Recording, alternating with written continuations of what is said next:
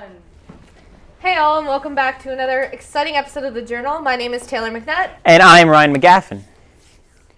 If you tuned in last week, you were lucky enough to see some awesome documentaries done by Centennial's fourth semester students. And if you missed out, well, here's your chance for some more.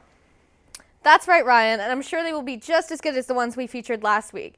Here we have the first one by Rebecca Ford Clum called Drawing School. Let's take a look. I'm 20 years old and I want to become an illustrator.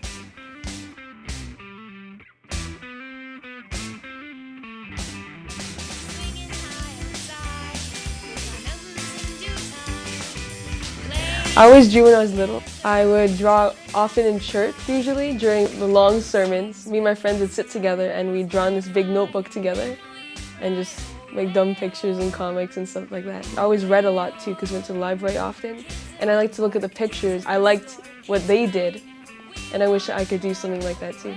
So in grade 12, I started cracking down and I was thinking, oh, okay, I'm going to do nursing. I'll just do nursing, I'll do nursing. I've been doing sciences the whole time anyways.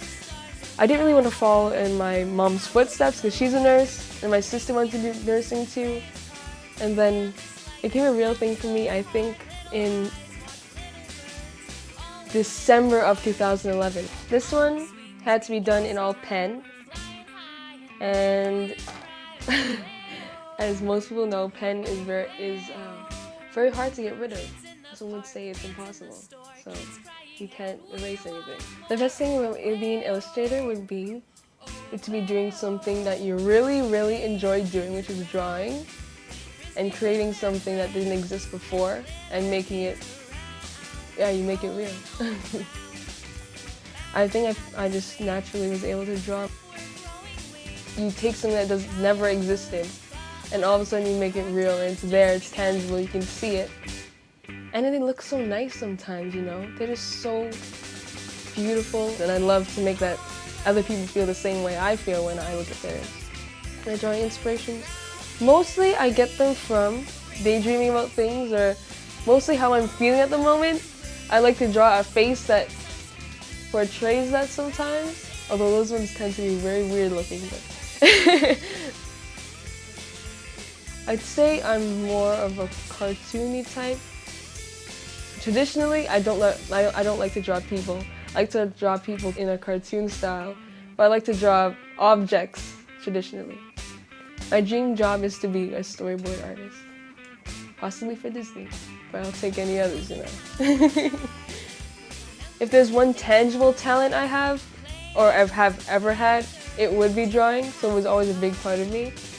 You have to remind yourself that as much as you want to live up to certain people's expectations, or as much as you want to make a certain amount of money, you have to remember that you are only here for 100 years or less. You might as well do something that you enjoy every day. And you might as well just do it because you will not get another chance. So go right on ahead. Welcome back. I hope you all are inspired to be creative after watching that. You're so cheesy, Ryan. It was a great documentary, though. What would the world be without creativity? Exactly. Up next, we will show you something a little different. This one is about a repair shop called Martino Brothers, a documentary by Brian Hughes. Good morning and welcome to Martino Brothers Collision, family business with a history of over 55 years, since 1955. So that's about 57 years now. We're very excited about a lot of the changes that we've been doing, some of the good things that we've done for the community, and the way we interact with our employees and customers. So come on in, I'd like to show you around, give you a little tour. What makes us different, I think, is our commitment to our customers. I really believe that, our commitment to our customers. As you've seen through our shop, we're an ISO registered shop.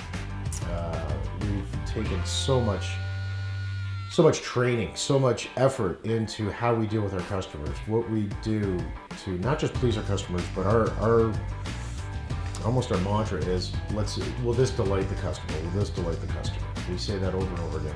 When we look at it, if there's a question on the level of quality that we're going to present to our customer when we're done, we ask ourselves and we ask each other, will the customer be delighted with us?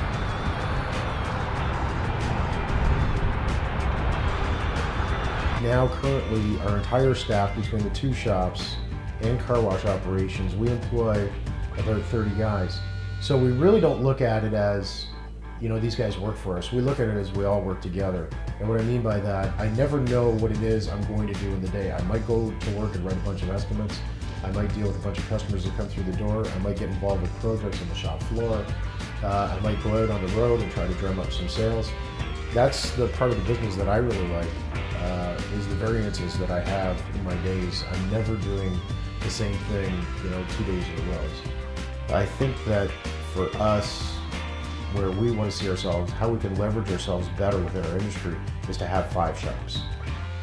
Currently having 2 has created a lot of efficiencies, a lot of shared costs between the 2 shops. I think having 5 will just exceed that. So I think that probably by the year 2015, we would like to see ourselves having about 5 shops.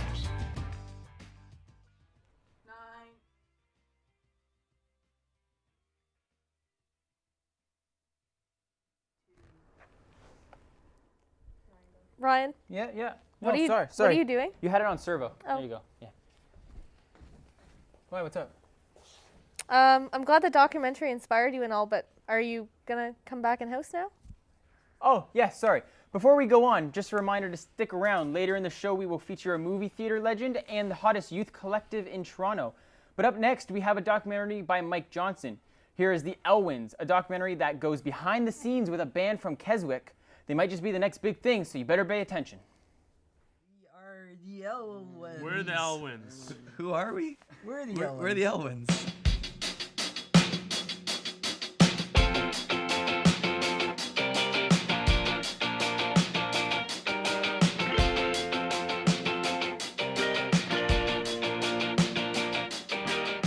Where did the name the Elwins originate? What was the story, Trev? The Elwins name came from this movie called Willow. It's a Ron Howard film. Matt and I had started a band and we needed to find a name.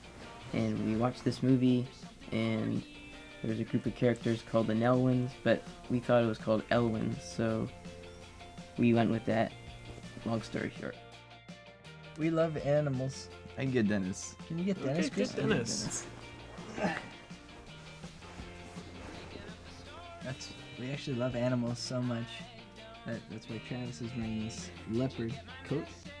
Because we all feel a little bit more at ease when he's wearing that as opposed to his normal clothing. We made an album called And I Thank You. And we had a lot of fun making it. It fits right in here. So we kind of went into it with how many songs probably? 40, 50 songs? Something like that.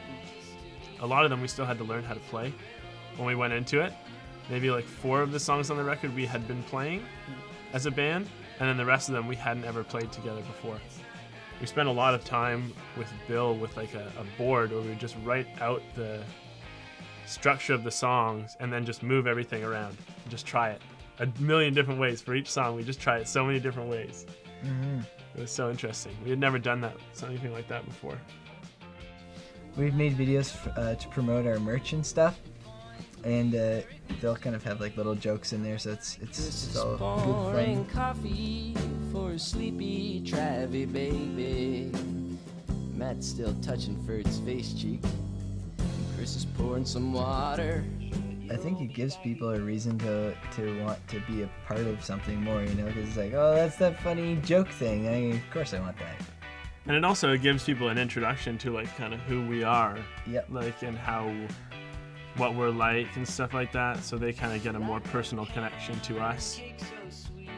He's coming to our show. Who? Dennis. Dennis who? Dennis. The cat? Yeah, that's amazing. He's huge. I know, he's got so many connections. Our album release is set for February 24th of 2012. We're really excited about it. We got this really sweet venue lined up that none of us had ever been to before. So that was like kind of the most exciting part of it, is just this new setting to experience live music. It's called the Burroughs Building, and we're playing with some amazing bands that we're really excited about. Melgrove Band and the Bicycles and our buddies from Tokyo Police Club are going to be DJing afterwards, and it's just going to be fun vibes.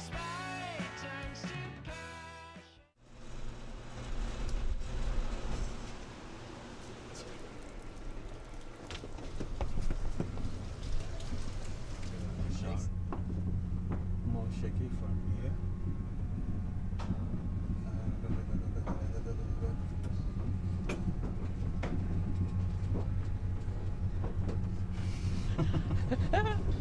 We are so psyched to be here. Let's hear for the bicycles and the Megaffin band! What dudes they were. We had a great time listening out, and we're all here to have a great time.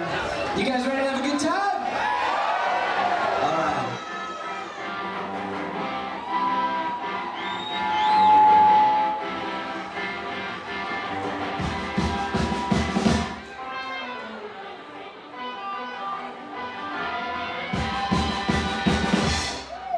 I sure hope that you're not riding on a bicycle for two. I've seen my share of girls, and well, there's been no one like you. Your smile makes me forget my worries while your eyes say I love you.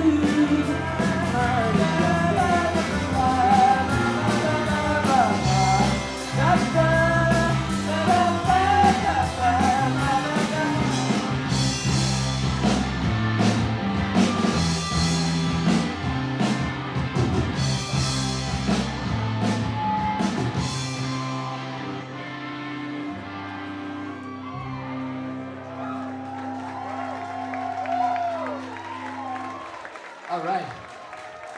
Thank you very much. That was great. I hope you all enjoyed that. And we're not done yet. Up next is a documentary by Aaron McRae about life at the Cineplex business. As the Cineplex people would say, enjoy the show. Oh my.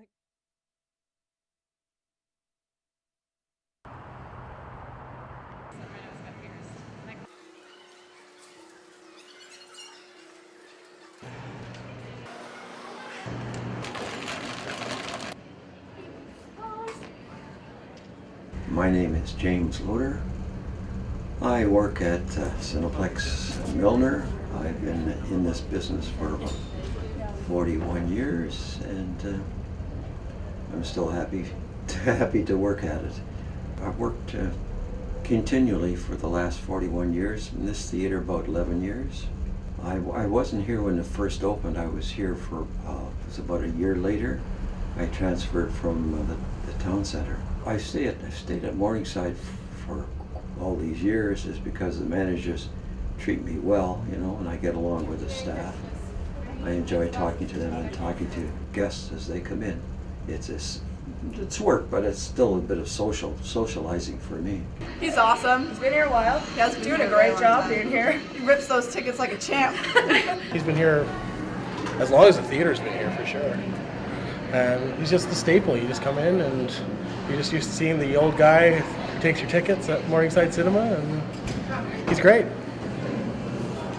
Filling out the pages for the next day, of course.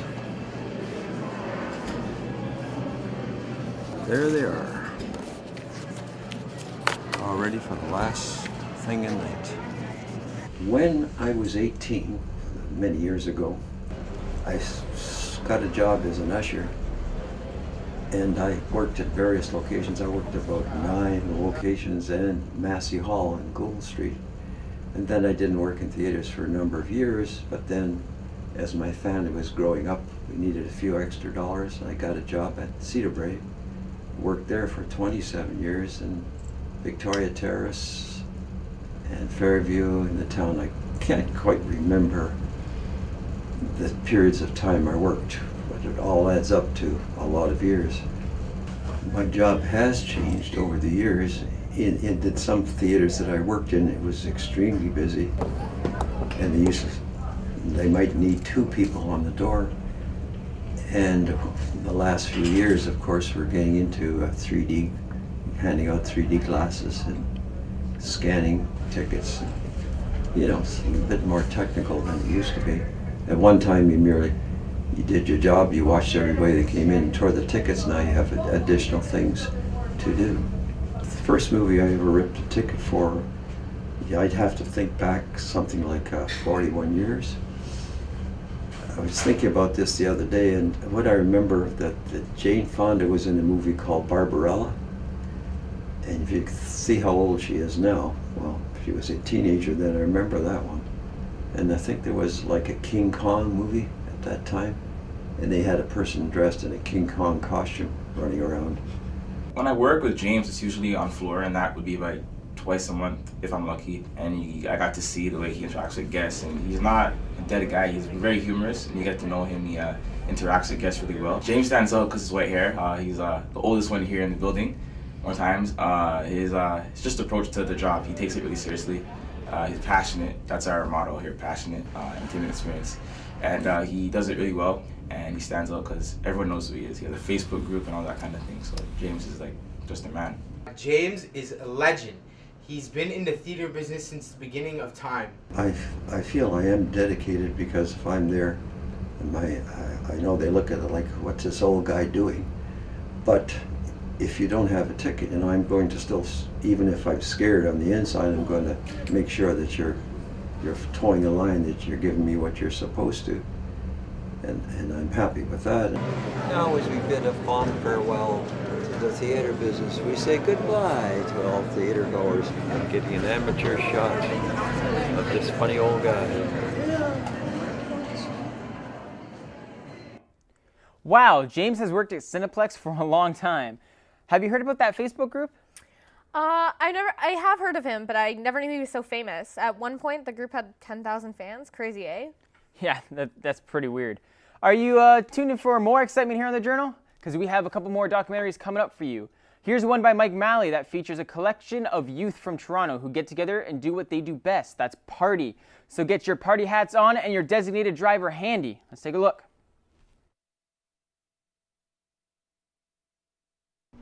Good question.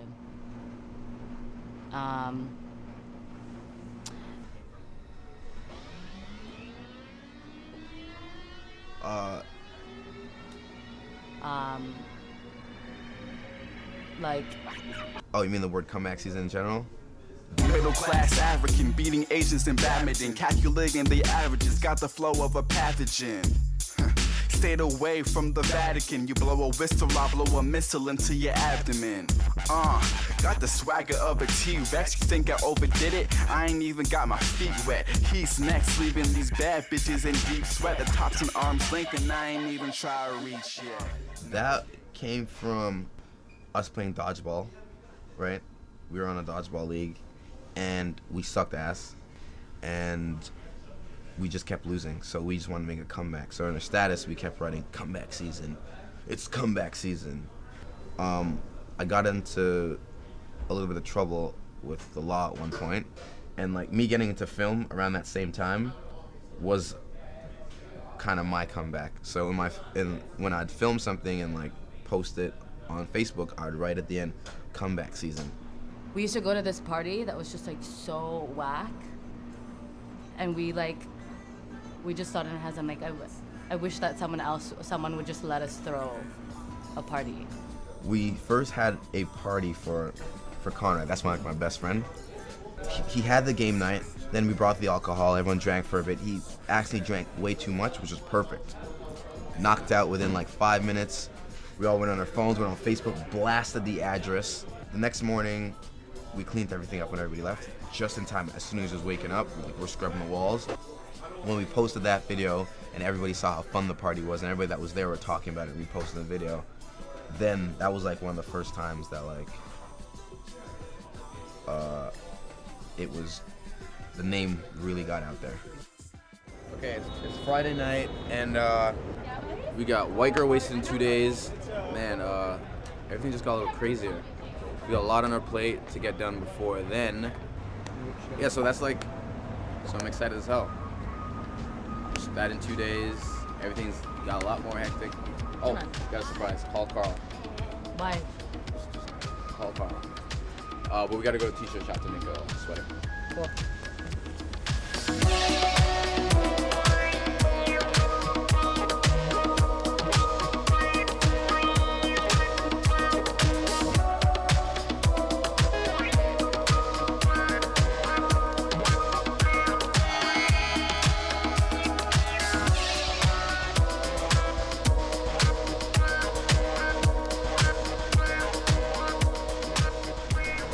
where are you?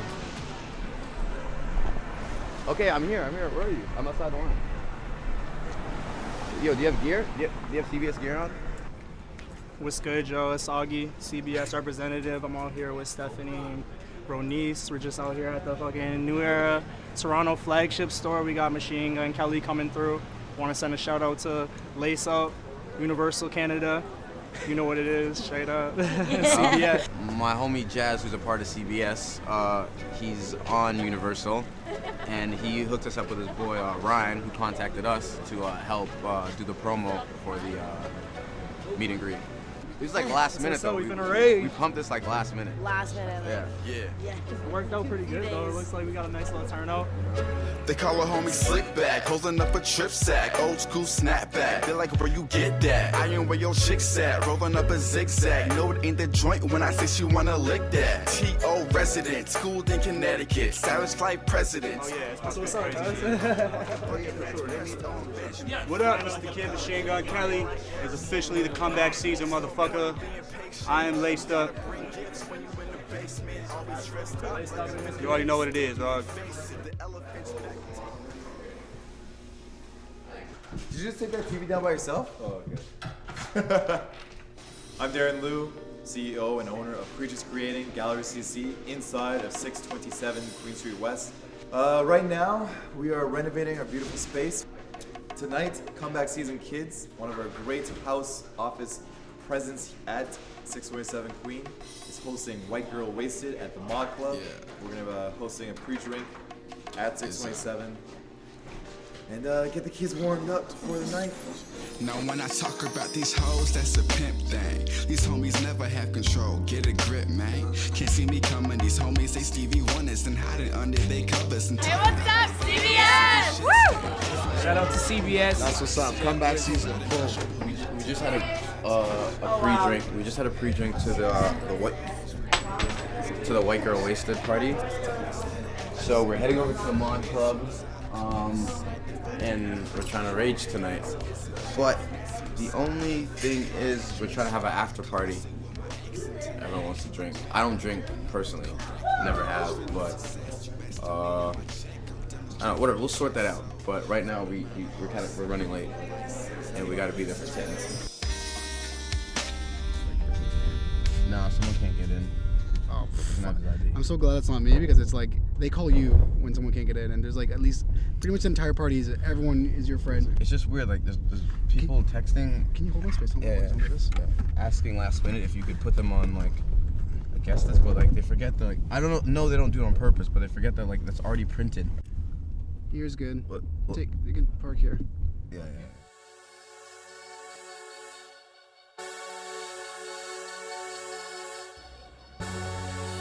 It's Lance. Look, in this game there's no analytical purpose. Passive visible curtains. Wrap the game in a turban and teach you to speak German. I don't know why I'm searching. I don't think I deserve it. Holding on to my past as my future begins to worsen. The jury has in a verdict. I'm seconds away from perfect. Promoters pay me in person. They count. When it comes to partying, it's not really. We don't think it's fun to go somewhere to worry about what other people's wearing and concern yourself with unnecessary things you came here to escape, kind of. When we do come together, it's like family. It's weird. Under this one house, CBS, everyone does their own thing. Just hanging out and being themselves and like working at their craft, whatever that may be, that's helping CBS. And the CBS dream is to help each individual person out. Success is something that's difficult to attain. I guess someone can quote-unquote be successful, but will they be happy? When I think about that, I think of success, and I feel successful right now, regardless of the outcome of any of this, because I'm pretty happy doing this. And now we going up. Hoes know the name, never be voting up. We ain't showing now, whenever we showing up. First started popping, but now we blowing up. And now we blowing up. And now we blowing up. No, I'm thinking, honestly, it's just me and my friends. At the end of the day, in the lamest terms, it's just me and my friends. That's what comeback season is. I hope you're not too sick of us yet, because we have one more very special documentary coming your way. Wait a minute, you're only calling it special because it is yours. That's not true. Everyone else's documentaries are just as special. Sure, whatever you say. Anyways, this one is kind of special, though, because it does feature one of our own very classmates, Shayla Vaughn. Let's watch while Shayla prepares to get swept off her feet.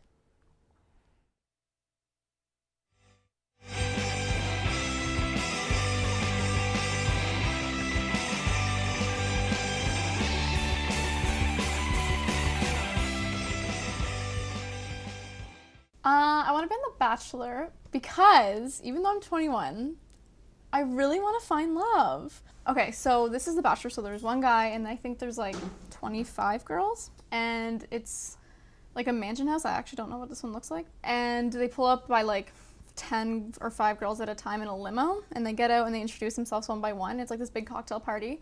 And then everyone falls in love with him right away, apparently. Every single show there's a rose ceremony. If he calls your name, you get a rose, and you have to accept it.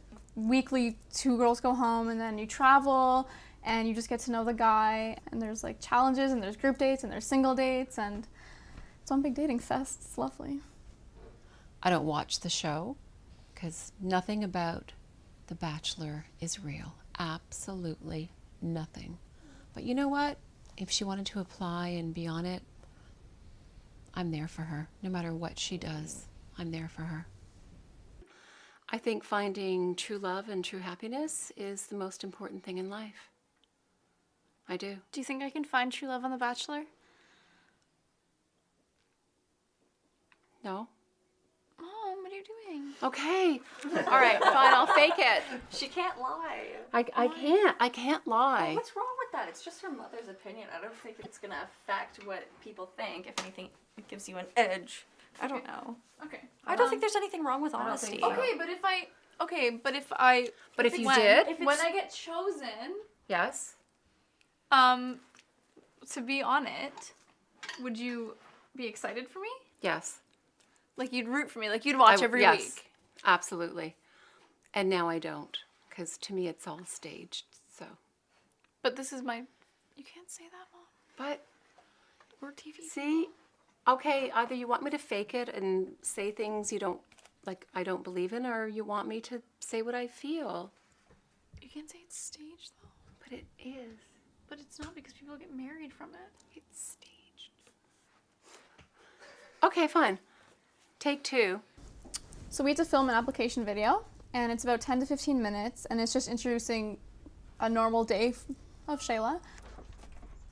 Hey guys, my name is Shayla Vaughn. I'm 21 years old, and I'm a student taking broadcasting and film. Come on in, I'll tell you a bit more about myself. So I introduced myself, introduced my house, my hometown, my family, my pets, my hobbies, literally every single thing from A to Z that I can possibly describe about myself to my future husband. Yeah, and then I send it in, and yeah. So do you just want to sit down and talk about your family, and then have your mom or like your sister or someone like sit down beside you while you introduce them or whatever? Okay, but where? Wherever. How's it look? Looks good. Okay, so this is Mama Vaughn. Oh no, Rizzo. Dun, dun, dun, dun, dun, dun. Okay. See, he's obsessed He with has her. to be with me. No! What's going on? Oh. The dogs are totally obsessed. Take 2. I'd be really excited, and yeah, I would watch it every week, to be honest. I would. Oh dear. Let's see. Like while you're driving there, talk about like where it is and what it is, and like the people that he'd meet and whatever. If I were to have a hometown date, which I've never had, it would probably be at the Liverpool beach. So this is this is Liverpool Beach. It's usually when we come here, I like to come here in the summer when it's not blowing all in my face. But don't get me wrong, I still love it. Oh no! Don't run me over. I'm trying to find love. Can I do it again? Nope. Do I look okay? Yeah, I want to get the restaurant from my side. I think the reality TV, it's not real. It's all staged. It's You know what? It's the new version of a soap opera. That's what that is. I think it would be a great opportunity. Even if you don't do this to find love, you do it for a learning experience, I think.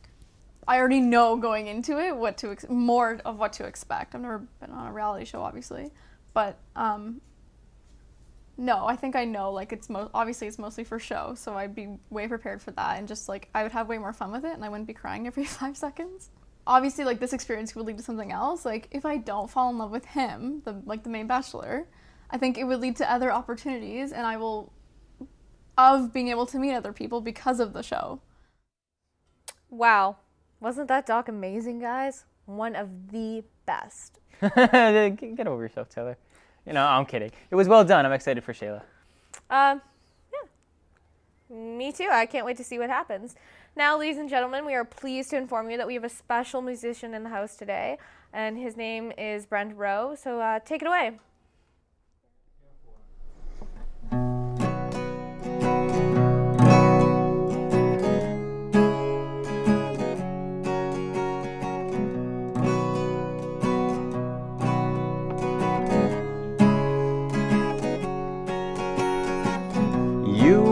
My mermaid, swimming through shipwrecks, swimming through disaster.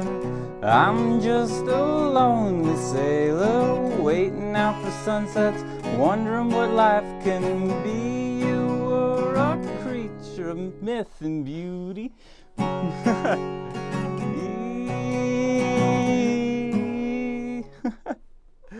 Oh, wow.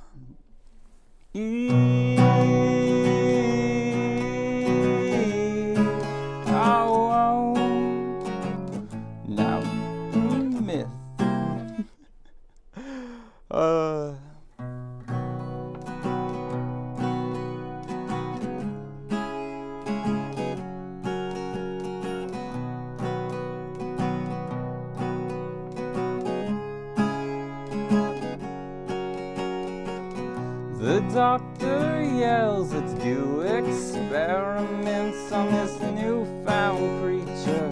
The captain yells, take her to my private quarters. I scream and yell, but no one listens to a lonely sailor, especially one who's nobody. Oh.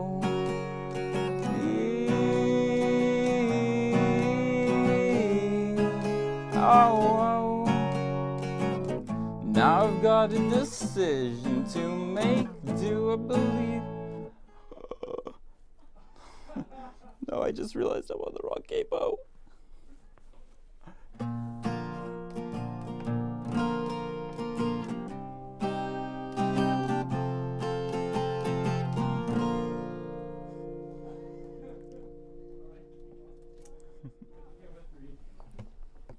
Well, thank you, Brent. That's all the time we have for today, guys, unfortunately. My name is Taylor McNutt.